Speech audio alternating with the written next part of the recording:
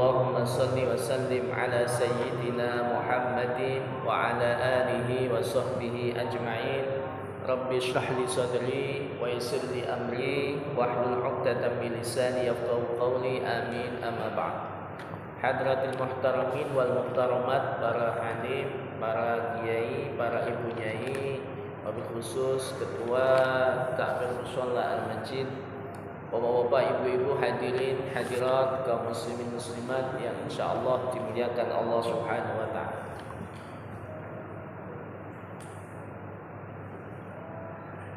Puji syukur kehadirat Allah dengan ucapan kalimat alhamdulillahirabbil alamin. Hari ini kita masih diberikan oleh Allah nikmat iman dan juga nikmat kesehatan, sehingga sampai hari ini kita bisa melaksanakan ibadah puasa. Insyaallah ini mulai malam 20 kita. Apa maksudnya? Hari malam-malam terakhir kita. 10 malam terakhir kita, Pak. Jadi diusahakan untuk 10 malam terakhir ini ibadahnya, Pak. Karena di beberapa keterangan di antara malam Lailatul Qadar ini yang kita cari-cari nih. Jadi malam Lailatul Qadar itu ada di 10 malam terakhir. Ini ada satu keterangan yang mengatakan seperti itu. Ada yang mengatakan lagi malam liburan. Jadi ya 21, 23 malam-malam ganjil. Dan barang siapa yang menjumpai malam itu dan ketepatan kok ibadah di malam itu, maka insyaallah pahalanya luar biasa dan insyaallah dosa-dosanya juga akan diampuni oleh Allah. Jadi terus tinggal ngalikan mawon kalau 1000 bulan 1000 bulan usia jenengan sak mangke pinten maksimal 70 nggih. Tinggal ngalikan saja. Jadi kalau ketepatan kita menjumpai malam itu, berarti kalau kita lihat malam berarti malam ya, Pak. Jadi di malam, Pak. Di malam. Ada satu hadis yang diriwayatkan oleh Sayyidah Aisyah itu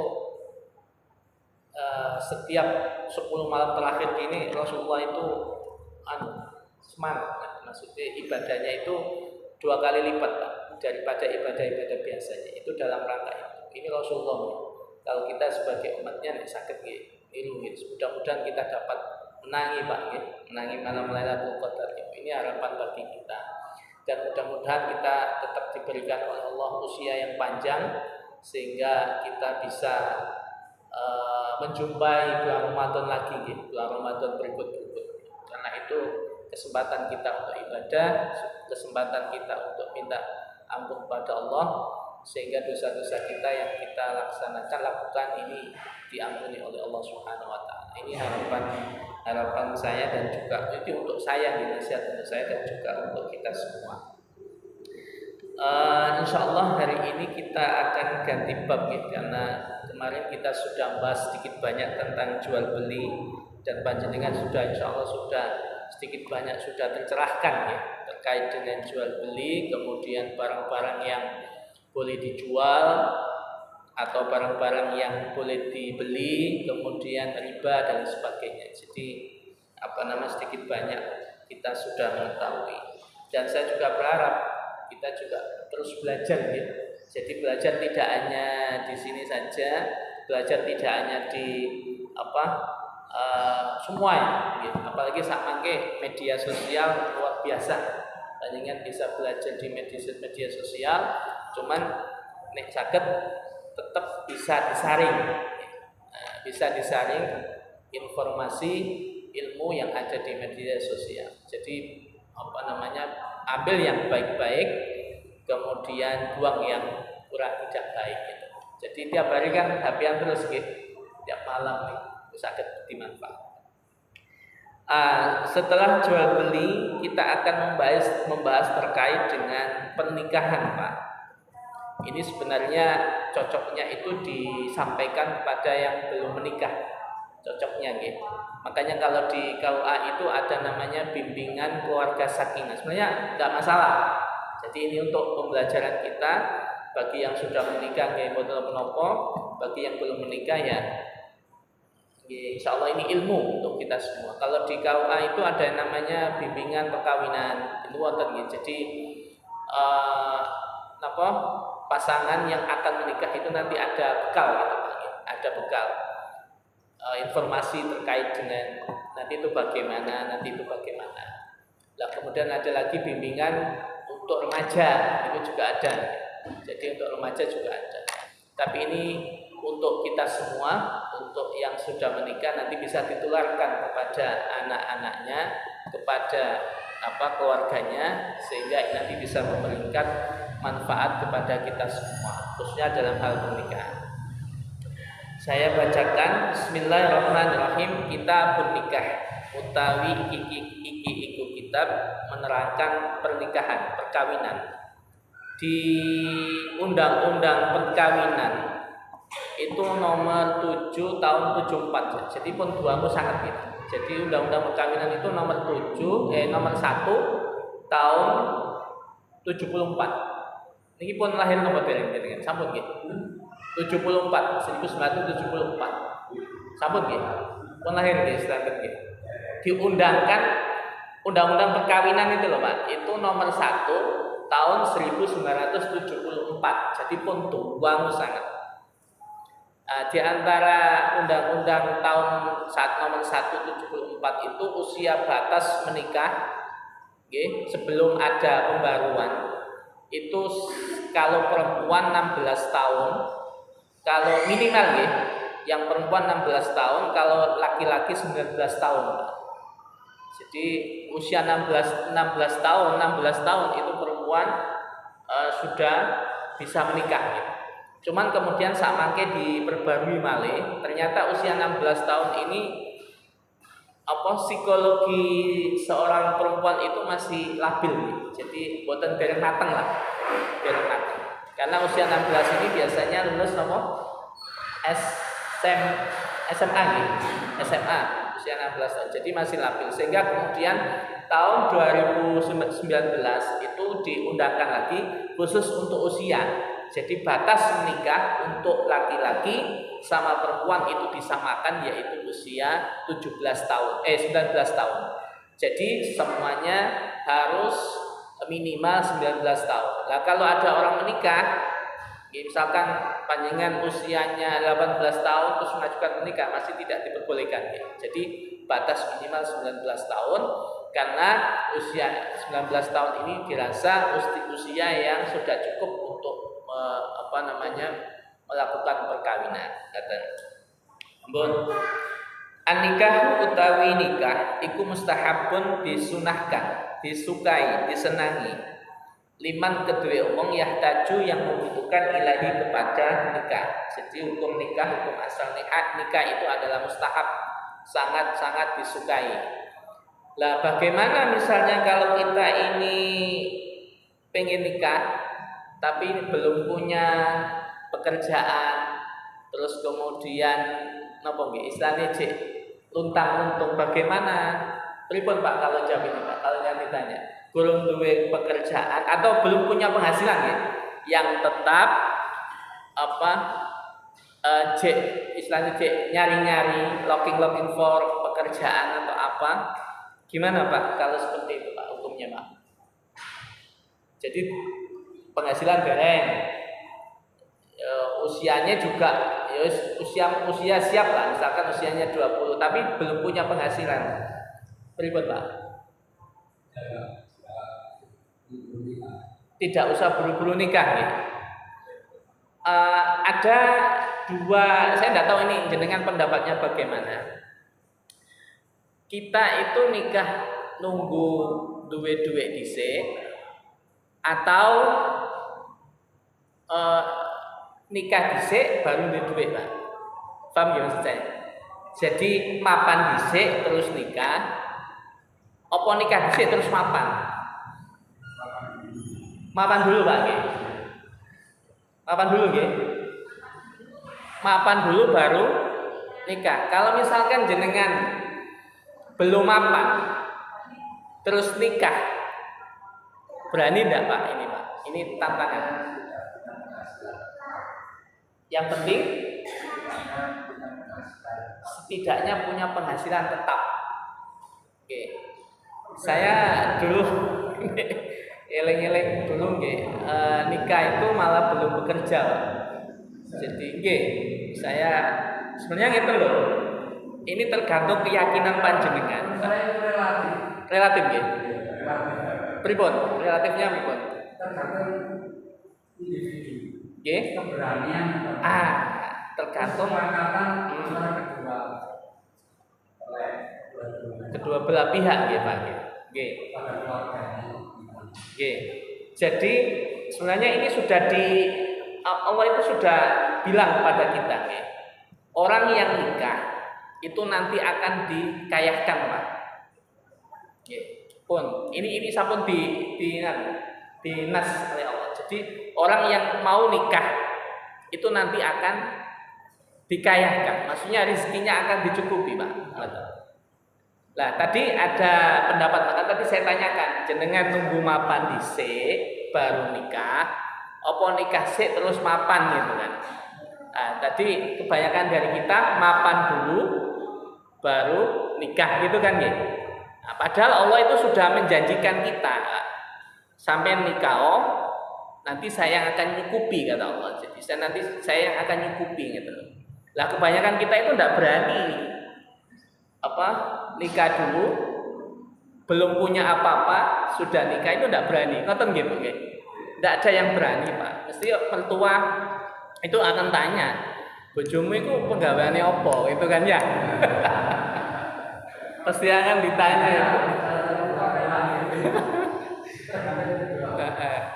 Suamimu itu penggaweane apa gitu kan? Ngoten. Lah padahal ya, Allah itu sudah menjanjikan, Pak. Makanya tadi relatif gitu, tergantung individu, keberanian kita, keberanian seorang laki-laki. Walaupun misalnya ini terjadi, dan ini insya Allah juga banyak terjadi, dia belum punya pekerjaan, penghasilan belum ada, tapi dia sudah berani untuk menikah. Lah janji Allah kalau dia menikah, ini kan yang diyakini menikah, maka insya Allah nanti dia akan punya rezeki itu, Pak. Nah, ini pengalaman panjenengan piyambak, biyen niku nikah iku kerja sik, duwe penghasilan sik apa ndak itu kan. Ini pengalaman dari panjenengan. Loh, saya itu dulu misalnya ada orang pengalaman, saya itu dulu punya penghasilan, tapi mari nikah kok gak sugih-sugih gitu.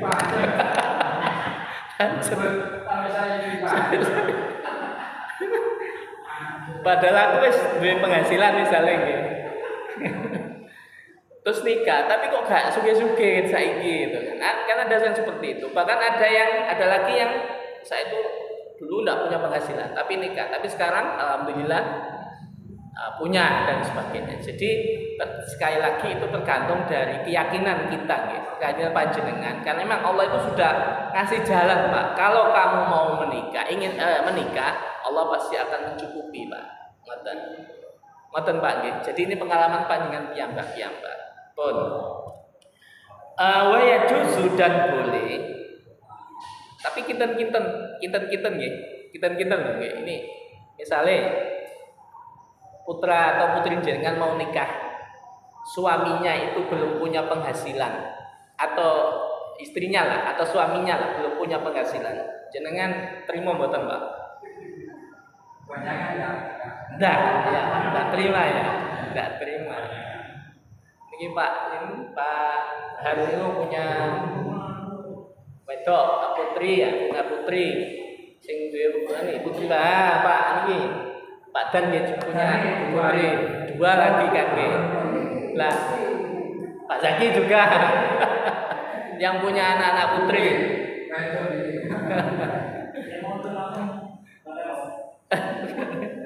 Nggih. Kinten-kinten jenengan terima mboten, Pak?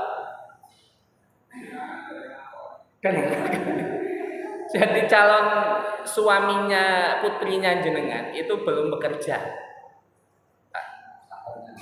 Calon nggih. Kira-kira diterima enggak? Pak Dar pripun, Pak? Nggih. Kalau bisa bekerja, ada penghasilan supaya orang tua itu tenang gitu kan. Nanti kedepannya supaya ada ketenangan dalam diri orang tua. Kenapa? Karena kalau suaminya itu tidak bekerja, itu nanti ada kegundahan, ada kekhawatiran nanti anak saya itu dikasih makan apa, ngoten nggih. Nggih pun mboten napa-napa, ini tergantung panjenengan. Karena level panjenengan semuanya ini kan beda-beda, Pak. Nggih, berbeda-beda. Ada yang oke enggak masalah, sampean belum kerja mau menikahi anak saya bisa enggak ada masalah. Yang penting betul-betul menyayangi, kemudian menghormati dan juga siap untuk kerja keras misalnya. Ada yang seperti itu. Ada yang sampean kerjane apa? Penghasilannya piro? Gitu. Ada yang seperti itu. Pokoknya levelnya tergantung panjenengan. Level itu ya. Tinggi ya, levelnya tinggi. Pripun? Ini pengalaman Pak. Pripun Pak? Rasanya sama-sama kuliah. Nggih. Jadi nggak kerja, langsung mau ujian. Belum kerja nggih. Terus nikah akhirnya sudah lulus. Nggih. Kan belum ada apa. Nggih. Nebeng. Dulu nebeng. Jadi bukan nebeng ke orang tua enggak, jadi nebeng di rumahnya orang, enggak bayar. Nggih. Terus pernah pengalaman makan arak Pernah juga nggih. Karena saya kan pernah ya. Jadi ya alhamdulillah Akhirnya bisa nggih. Yes, pokoknya punya pengalaman piyambak panjenengan kan. Insyaallah pengalamannya luar biasa. Pun saya lanjutkan. Wa yajuzu dan boleh lil hurri bagi laki-laki merdeka ayat jema'a mengumpulkan baina arba'i haraira antara 4 wanita merdeka. Seorang laki-laki yang merdeka Pak, itu boleh menikah 4 orang perempuan.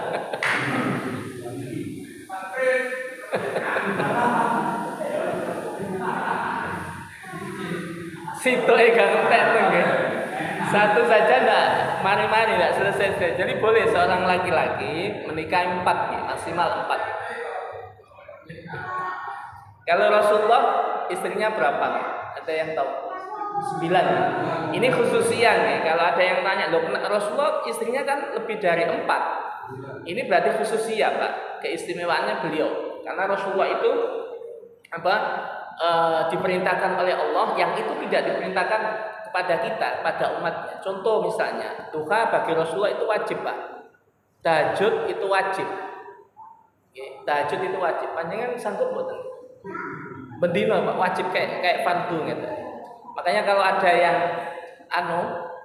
komplain gitu, Rasulullah lebih dari 4. Kenapa kok umatnya 4? Karena itu khususiah. Jadi khusus Rasulullah sallallahu alaihi wasallam. Kalau panjenengan siji ya kan, entek nggih. Cerewet pisan. Bu ngapunten nggih Bu nggih. Pun. Jadi orang laki-laki yang merdeka itu boleh menikah 4. Boleh menikah 4, maksimal 4. Kenapa? Karena ini dalam rangka juga memuliakan wanita Pak nggih. Kalau bicara sejarah, Nabi Daud itu istrinya Pak. Istrinya Nabi Daud itu 9, kalau nggak salah 90-an, 90 Pak. 99. Nabi Sulaiman juga di atas itu. Jadi banyak. Bahkan ada raja dulu nih di Afrika. Raja Afrika itu istrinya malah lebih dari 1000 Pak.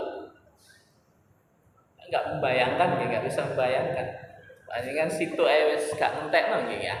Kok maneh sak ngono. Pun.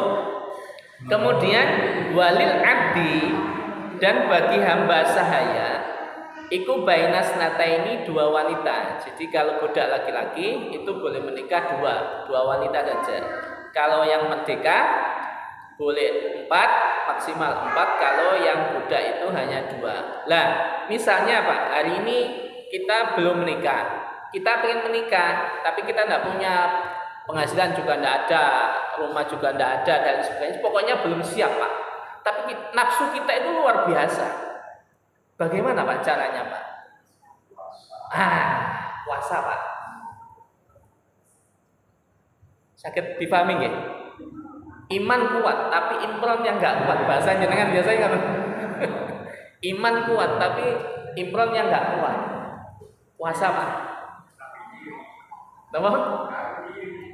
Kawin siri Pak.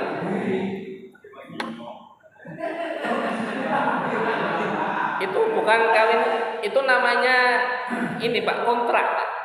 Bukan kawin siri mboten. Kontrak. Jadi nikah kontrak atau mut'ah kalau bahasa. Kalau dulu diperbolehkan di zaman Rasulullah dulu diperbolehkan. Jadi sahabat itu nikah 1 bulan, hanya 1 bulan 2 bulan.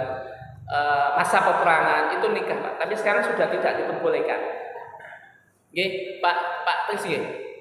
Itu namanya kontrak. Tapi kalau nikah siri itu nikah yang tidak dicatatkan gitu Pak. Namanya nikah siri. Siri dari kata sirun rahasia. Ada 2 bentuk ya. Kalau yang kita pahami nikah siri itu ya nikah yang tidak dicatatkan di KUA, pencatatan KUA. Lah ini kalau di Mesir atau kalau di Yordan, ini sir itu berarti betul-betul rahasia. Bahkan istrinya saja, istrinya yang sah itu juga tidak mengetahui Pak. Dan ini juga dilakukan. Jadi betul-betul rahasia, istrinya saja, keluarganya itu tidak ada yang tahu. Ini kalau di Mesir dan insya Allah wanita itu nilainya tinggi Pak. Wanita itu nilainya tinggi, maharnya itu tinggi Pak. Kalau di Mesir ini pengalaman kalau di Mesir. Jadi kalau ada laki-laki yang ingin menikah dengan wanita, ini kawan saya yang dari Indonesia, dari Kalimantan, itu nikah sama orang Mesir. Dia harus menyiapkan 1 rumah. Kalau dulu namanya apartemen gitu, kayak rumah kotak-kotak itu loh Pak nggih. Itu 1. Kemudian usaha. Kemudian kalau ada perjanjian lagi misalnya dia harus punya mobil misalnya, harus punya mobil Pak. Rumah, usaha, mobil ini atas nama istri Pak. Itu saking mahalnya ngoten yang perempuan kalau di sana. Jadi mahal sekali. Rumah, usaha, mobil atas nama istri semua. Makanya banyak laki-laki Mesir itu yang sampai usia tua dari menikah.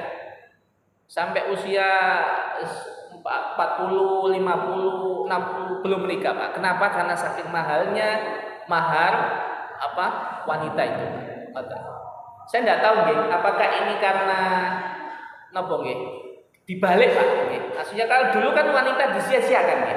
Di zaman jahiliyah dulu itu Pak. Wanita disia-siakan. Kalau ada orang punya anak perempuan itu malah dibunuh, malah dikubur hidup-hidup. Sampai saya tidak tahu, mungkin sekarang dibalik. Nah, sekarang kedudukan wanita itu sangat mulia sekali Pak kalau di sana. Makanya banyak orang sana yang sampai usia tua itu belum menikah. Kenapa? Karena saking beratnya, saking besarnya mahar dari seorang wanita itu. Walaupun tidak cantik wanitanya, apalagi kalau yang cantik kemudian pendidikannya tinggi, lebih besar lagi yang harus laki-laki keluarkan untuk bisa menikahi dia. Kalau di Indonesia maharnya 10.000. Seperangkat alat sholat wes cukup nggih. Beres. Duit 50.000 beres gitu kan. Tapi kalau sana enggak bisa Pak. Jadi pripun? Kalau kontrak sudah tidak diperbolehkan nih. Jadi setelah karena itu hukumnya dinasakh tidak diperbolehkan Pak. Cuman prakteknya masih ada. Nggih. Contoh banyak nggih.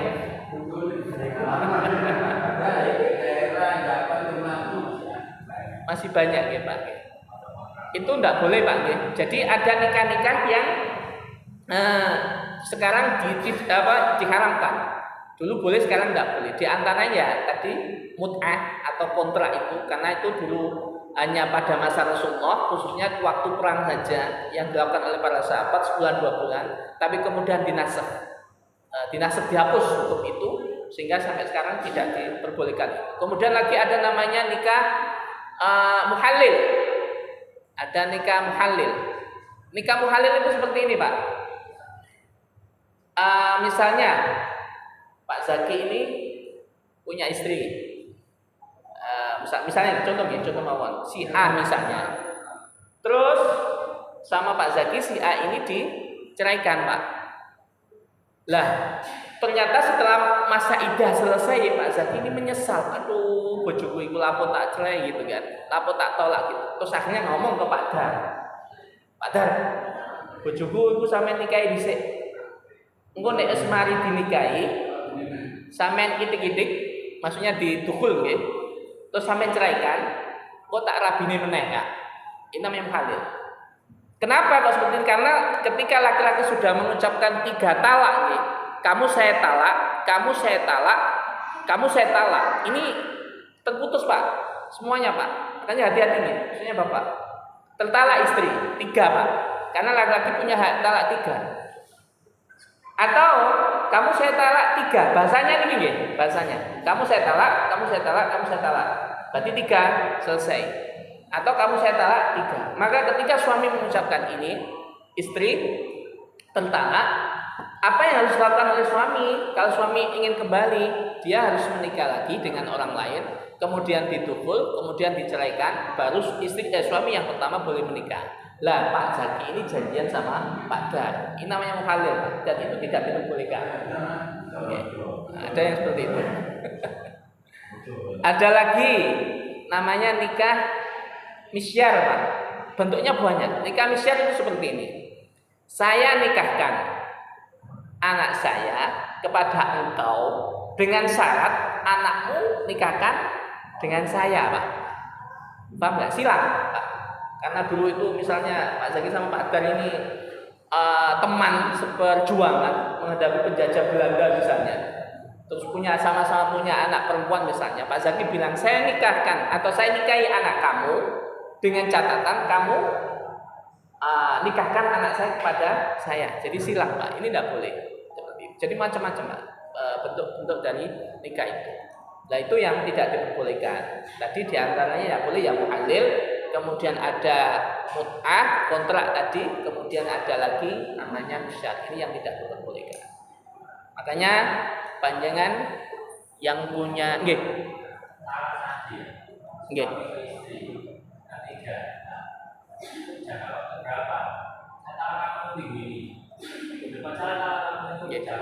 Ketika jenengan sudah mengucapkan kamu saya talak, kamu saya talak, berarti jenengan masih punya hak 2. Lah jangkanya berapa, Pak? Wanita itu punya iddah 3 kali salah satu quru, 3 kali sucian, Pak. Nah, jenengan tanya ke istri, kira-kira 3 kali sucian itu berapa bulan atau berapa hari, Pak? Kalau itu melebihi itu, nah itu nanti konsekuensinya bisa jadi 3. Karena jenengan tidak merujuk kembali. Kecuali kalau di masa misalnya masa talaknya, masa iddahnya itu 3 bulan misalnya, jenengan merujuk. Dek, aku njaluk 10 ya, Dek, sampean tak rujuk meneh. Atau tidak jenengan ucapkan itu tapi jenengan menggauli istri. Nah, itu otomatis masuk kategori rujuk, Pak. Jadi tidak diucapkan tapi dari perbuatan saja sudah dikatakan rujuk. Tapi jenengan selama hidup punya hak 2, Mas Yan, Pak. Makanya hati-hati, Pak. Jangan mudah untuk mengucapkan kata talak itu. Sekali lagi, selama hidupnya laki-laki punya hak 3 loh, nggih. Nek wis ngomong kamu saya talak tinggal 2, Pak. Boten, tidak. Makanya hati-hati. Makanya hati-hati. Makanya kenapa talak itu ada di pihak laki-laki bukan ke